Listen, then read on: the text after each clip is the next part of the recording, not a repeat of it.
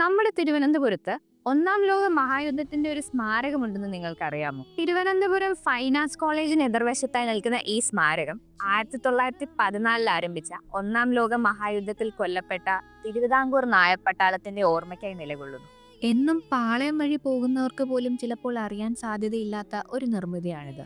ഒന്നാം ലോക മഹായുദ്ധവും ഇന്ത്യയുടെ ഇങ്ങ് അറ്റത്ത് കിടക്കുന്ന തിരുവനന്തപുരവും തമ്മിൽ എന്ത് ബന്ധം എന്നായിരിക്കും? ഒന്നാം ലോക മഹായുദ്ധ കാലഘട്ടത്തിൽ തിരുവിതാംകൂർ ബ്രിട്ടീഷ് ഈസ്റ്റ് ഇന്ത്യ കമ്പനിയുമായി ഡിപ്ലോമാറ്റിക് അലയൻസിലായിരുന്നു. യുദ്ധത്തിന് ശേഷം ഇന്ത്യക്ക് സ്വാതന്ത്ര്യം ലഭിക്കുമെന്ന പ്രതീക്ഷയിൽ അന്നത്തെ മഹാരാജാവ് ശ്രീമൂലം തിരുനാളും യുദ്ധത്തിന് പിന്തുണച്ച് വേണ്ട സഹായങ്ങൾ ചെയ്തു നൽകി. ബ്രിട്ടീഷ് പ്രസിഡന്റിന്റെ നിർദ്ദേശപ്രകാരം രാമവർമ്മ യുദ്ധത്തിന് വേണ്ട ആളുകളെ റിക്രൂട്ട് ചെയ്യാനുള്ള ഒരു വിളംബരം നടത്തുകയും ചെയ്തു. വിളംബരത്തിന് പിന്നാലെ അനവധി ആളുകൾ പട്ടാളത്തിൽ ചേർന്നു. അന്ന് യുദ്ധത്തിൽ പങ്കെടുത്ത അനവധി ആളുകൾക്ക് ജീവൻ നഷ്ടമായി.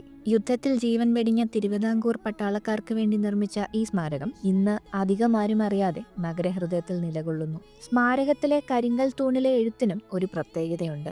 ലോകത്ത് ഒന്നാം ലോക മഹായുദ്ധത്തിന്റെ വർഷം 1914 മുതൽ 1921 വരെ എന്ന് രേഖപ്പെടുത്തിയിട്ടുള്ള ചുരുക്കം ചില സ്മാരകങ്ങളിൽ ഒന്നാണ് ഇവിടെയുള്ളത്. 1918 സമാധാന ഉടമ്പടി ആയെങ്കിലും 1921 US-ഉം ജർമ്മനിയും ട്രീറ്റി ഓഫ് ബെർലിനിൽ ഒപ്പുവെക്കുന്നത്. ചരിത്രകാരനായ ശ്രീ MG ശശിഭൂഷൺ പറയുന്നതനുസരിച്ച് 1921 ഈ സ്മാരകം നിലവിൽ വന്നത്. അന്ന് ഈ സ്മാരകത്തിന്റെ ചുമതല പാളയം പ്രൊട്ടസ്റ്റന്റ് ചർച്ചിനായിരുന്നു. എന്നാൽ പിന്നീട് ഈ സ്മാരകത്തിന് വേണ്ടുന്ന പരിഗണന നൽകാതെ വരികയും ഒന്നാം ലോക മഹായുദ്ധത്തിൽ മരിച്ച തിരുവിതാംകൂറുകാരെ നമ്മൾ പതിയെ മറക്കുകയും ചെയ്തു. അങ്ങനെ മറക്കാനുള്ളവരാണോ അവർ?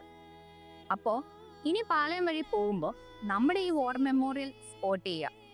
അന്ന് കൊല്ലപ്പെട്ട തിരുവിതാംകൂറിന്റെ പട്ടാളക്കാരെ ഓർക്കാൻ ശ്രമിക്കുക. നോ യുവർ ട്രിവാൻഡ്രം സീരീസിലെ എല്ലാ വീഡിയോസിൻ്റെയും സോഴ്സും ക്രെഡിറ്റ്സും ഡിസ്ക്രിപ്ഷനിൽ അവൈലബിൾ ആണ്. വീഡിയോസിൽ അഥവാ എന്തെങ്കിലും തെറ്റുകുറ്റങ്ങൾ ഉണ്ടെങ്കിൽ റെസ്പെക്ട്ഫുൾ ആയിട്ട് കമൻസിൽ മെൻഷൻ ചെയ്യാവുന്നതാണ്.